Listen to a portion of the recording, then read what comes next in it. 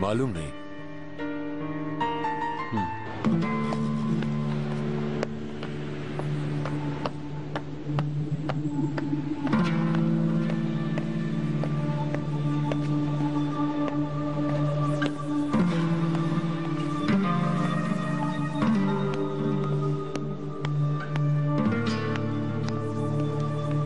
Civil साहब आ गई क्या?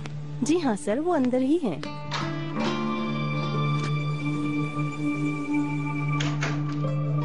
Good morning. Good morning. आ जाओ। तमाम डॉक्यूमेंट्स इस एनवेलप में डाल दिए हैं। उनसे कहना कि अच्छा मटेरियल ही यूज करें। ठीक है, कह दूंगा। रिपोर्ट भी लेकर आनी है? हाँ, अगर तैयार हो तो ले आना।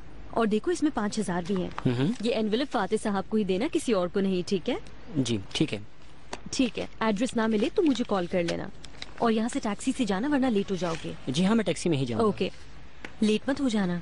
ठीक है, आप फिक्र न करें।